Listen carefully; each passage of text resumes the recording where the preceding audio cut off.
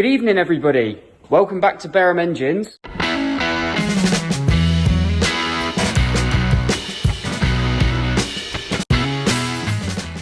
Unfortunately, Lee isn't here at the minute. He's had to go home early to pick up his kids. So I'm going to be doing a bit of video today. Just going to be sort of showing you what I've been getting up to. Had a few new things going on. So then, first things first. You can see here, I've got this Ford Transit block. This morning, this was a complete engine. So I've been fairly busy today getting this done.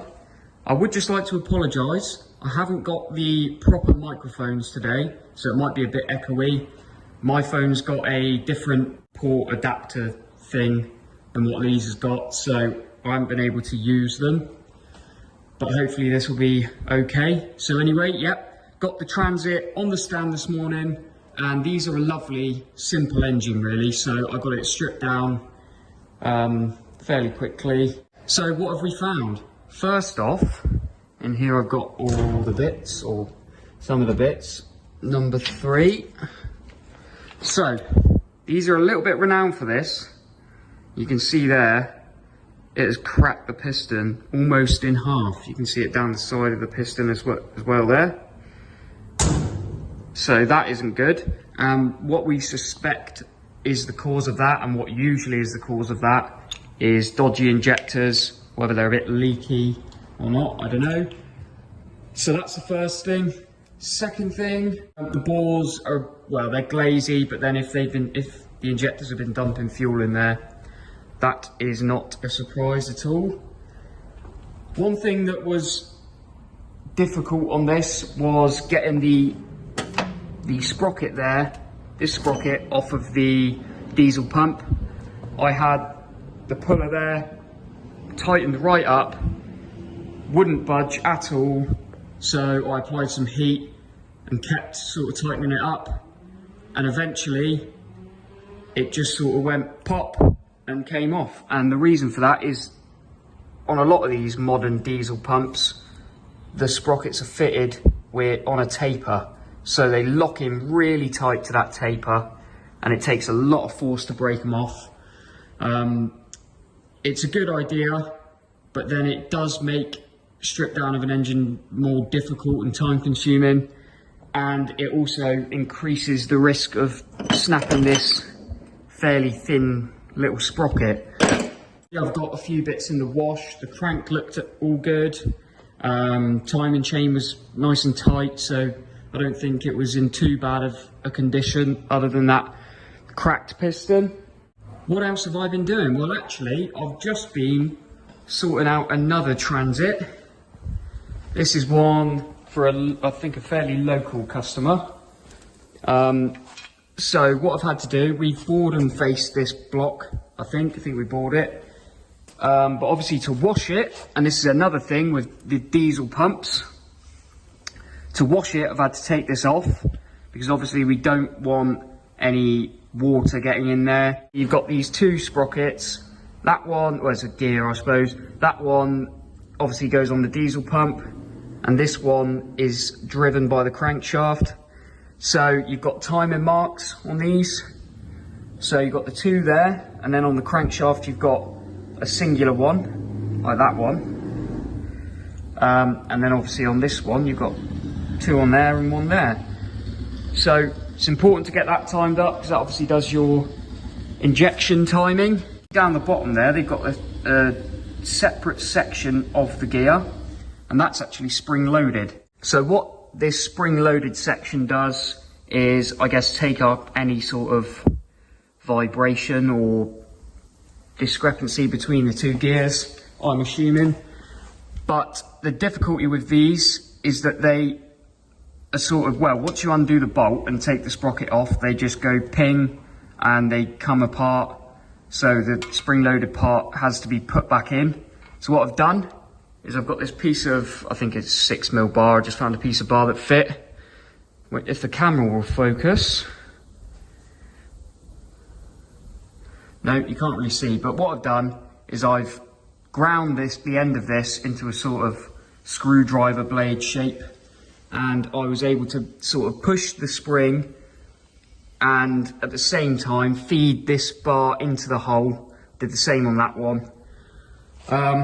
And yeah, you can get them locked in. So those pins they're not holding the gears at the minute. That one will be, but I need to turn it round to about there.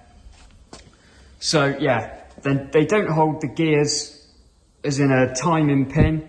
It's more to stop that spring-loaded gear popping out before they're meshed together. And then we've got over here, this is a Perkins, I think it's like a 5.2 litre or something. It's a fairly big one, out of a local plant hire.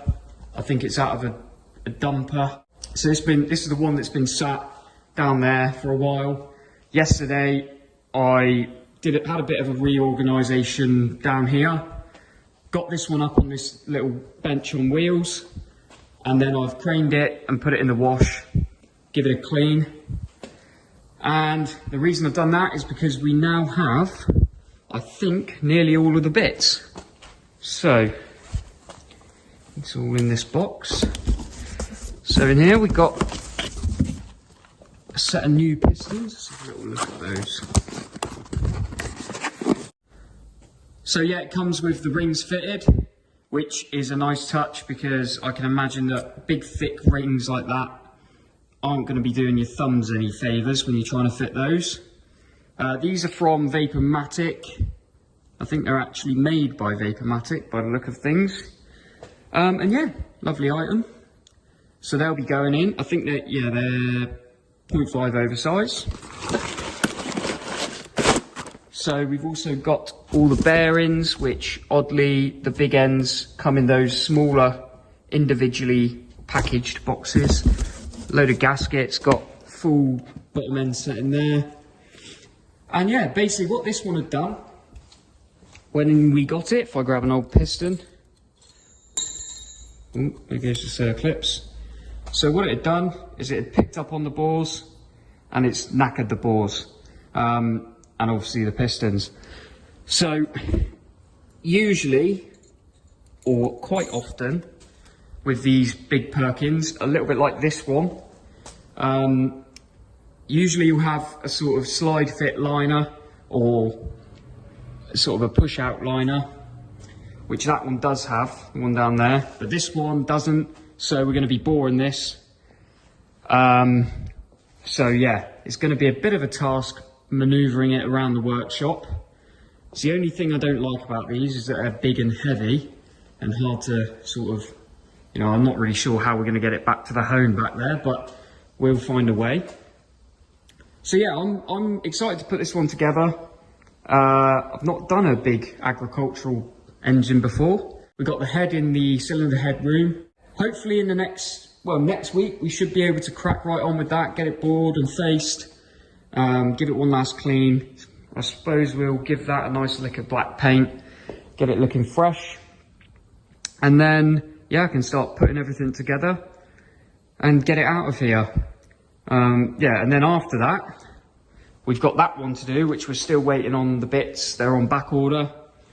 And then back here, we've got a Discovery engine there under that bit of cardboard and another one here. Both of those need doing.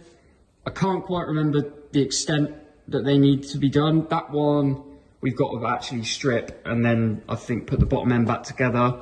The other one I'm not totally sure. I think we might just be measuring and checking that one. But we shall, well, I'm sure there's a job card here somewhere, so I'll be able to find out when we get to it. So, moving on to the Zetec. Lee put the bottom end together yesterday, I think, or Wednesday. And since then, he's tasked me with watching a video.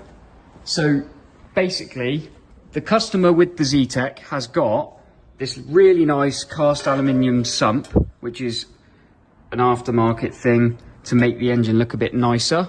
And also, I think it supports the rear-wheel drive platform, because obviously it's going into a Mark II Escort rather than back into a Fiesta. So this is from a company called Retro Ford, and basically they've got a few videos on their YouTube channel showing how to install all of this. So I've watched those. You've got a dipstick tube which screws in over here. I think that can go either side actually. So you probably have, yeah, somewhere there's a bung for that. One of these, I imagine. So you've got these two bungs. I guess one is the sump plug and the other goes in whichever side you're not using, I would imagine. Yeah, it's a baffled sump, which is nice. And also he has got this rocker cover, the BDA style rocker cover, which is going to completely transform this engine from having plastic covers and a tin sump to a nice cast aluminium styled sump and that lovely rocker cover. That sump also comes with this pickup compared to the old one, which I think is just a plastic one. Now, to fit this, you've got to modify, or not modify, but change one of the main bolts. So this is a normal main bolt. This is the modified one. Now I think they send this to you with the kit for this sump, and it's obviously a normal main bolt with a stud on top, basically at the right height. So yeah, quite clever. Nice little. It's nice to have a kit that already made up that you can just bolt it all on, and now it's going to work. Yeah, so this kit with the sump does away with all of this big cradle that's got a windage tray in it and stuff. So that's completely gone. And I think you have to get rid of that to give more clearance for the rear wheel drive conversion, I assume. But yeah, so it's a nice little kit. Oh, you can see here actually, I think with that dipstick tube, the screw-in one, that says left-hand drive, and in here, I've seen one, yeah.